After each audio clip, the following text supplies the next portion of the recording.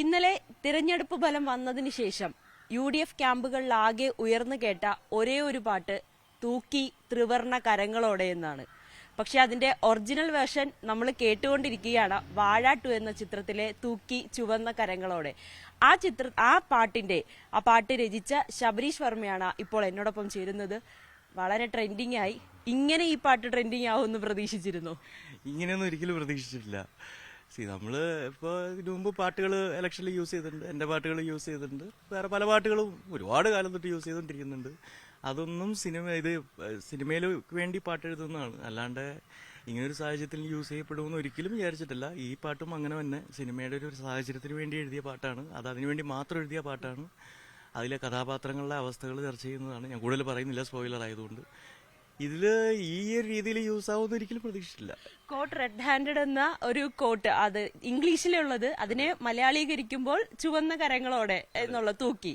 പക്ഷെ അത് ഇപ്പോൾ തെരഞ്ഞെടുപ്പിലേക്ക് വരുമ്പോഴത്തേക്കും ത്രിവർണ കരങ്ങളോടെ തൂക്കി അങ്ങനെ പല വേർഷൻസ് ആണ് വന്നിരിക്കുന്നത്. ഇതെല്ലാം ശ്രദ്ധയിൽപ്പെട്ടോ? എല്ലാമൊന്നുമില്ല, കുറച്ചൊക്കെ ശ്രദ്ധയിൽപ്പെട്ടു. കുറച്ച് തെറ്റായിട്ടുള്ള വേർഷൻസ് കറങ്ങി നടക്കുന്നുണ്ട്. പാരഡി അല്ല ഉദ്ദേശിച്ചത്. ഐ മീൻ അത് മാത്രം ശ്രദ്ധിക്കപ്പെട്ട് ഞാൻ ചുമ്മാ ഒരു വീഡിയോ ഇട്ടിരുന്നു അതിന് വേണ്ടിയിട്ട്. അല്ലാണ്ട് അങ്ങനെ കുറെ വേർഷൻസ് ഉണ്ടെന്ന് പലരും എൻ്റെ അടുത്ത് പറഞ്ഞു എന്നല്ലാണ്ട് ഞാൻ നേരിട്ട് കേട്ടത് ഒക്കെ കുറച്ചൊക്കെ കേട്ടിട്ടുണ്ട്. ഇതിങ്ങനെ തന്നെ യൂസ് ചെയ്യുന്നത് കേട്ടിട്ടുണ്ട്.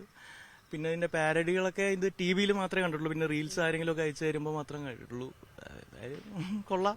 ഒരുപാട് AI വീഡിയോസും ഇതുമായി ബന്ധപ്പെട്ട് ഇറങ്ങിയിട്ടുണ്ട്. ഈ നേതാക്കളെല്ലാരും ഈ പാട്ടിൽ ഡാൻസ് കളിക്കുന്നത്. അയ്യോ, ഞാൻ കണ്ടില്ല. ആരെങ്കിലും അയച്ചിട്ടുണ്ടാവുമായിരിക്കും, ഞാൻ നോക്കിക്കഴിഞ്ഞാൽ കാണാം. ഇൻസ്റ്റഗ്രാമിലൊക്കെ ഇപ്പൊ ട്രെൻഡിങ് ആയിട്ടിരിക്കുകയാണ്, അത് നോക്കുമ്പോൾ കാണാം. അതോടൊപ്പം തന്നെ പ്രതിപക്ഷ നേതാവായിരുന്ന VD സതീശൻ ഉൾപ്പെടെ അദ്ദേഹത്തിന്റെ ഫേസ്ബുക്ക് പോസ്റ്റില് തൂക്കി ടീം UDF എന്ന ടാഗും കൂടി നമ്മൾ കണ്ടു ഇന്നലെ. അതെ, എന്റെ അയൽവാസിയാണ്, ഞാൻ അദ്ദേഹത്തിന്റെ മണ്ഡലത്തിലുള്ളതാണ്. എന്തായാലും കൊള്ളാം, സന്തോഷം.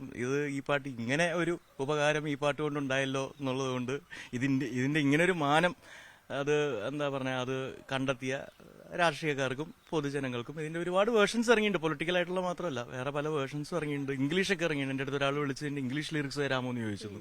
ഞാൻ പറഞ്ഞു ഇംഗ്ലീഷ് ഇനിയാലും എഴുതിയിട്ടില്ല, അതിന്റെ അർത്ഥം വേറെ പല വേർഷൻസും ഉണ്ട്. എന്തായാലും അതിനെ ഇങ്ങനെ ഒരുപാട് രീതിയിൽ അതിന്റെ ആൾക്കാർക്ക് ആവശ്യമുള്ള രീതിയിൽ ഉപയോഗിക്കാൻ പറ്റുന്ന രീതിയിലായല്ലോ, സന്തോഷം. ഒരു കാര്യം കൂടി, ഇന്നലത്തെ തെരഞ്ഞെടുപ്പ് റിസൾട്ടും എല്ലാം ശ്രദ്ധിച്ചിരുന്നു. എങ്ങനെ തോന്നുന്നു ഒരു ഭരണമാറ്റത്തിനെ എങ്ങനെ തോന്നുന്നു? ഭരണം ജസ്റ്റ് മാറിയിട്ടല്ലേ ഉള്ളൂ. ഇനി അവർ ഭരിക്കട്ടെ, എന്നിട്ടല്ലേ നമുക്ക് തോന്നുള്ളൂ ഭരണമാറ്റം എങ്ങനെയുണ്ടെന്നുള്ളത്. എന്തായാലും 2 വർഷം അവർക്ക് സെറ്റിലായി, പുതിയൊരു ഇതല്ലേ, സെറ്റിലായി വരണമല്ലോ. ഒരുപാട് ബുദ്ധിമുട്ടുള്ള കാര്യങ്ങൾ ചെയ്യാനുള്ള ഒരു അവസ്ഥയാണ് കേരളത്തിന്റെ. എന്തായാലും 2 വർഷം കഴിയുമ്പോൾ അറിയാൻ പറ്റുള്ളൂ. ഞാനിപ്പോ എന്താ അഭിപ്രായം പറയാനാ.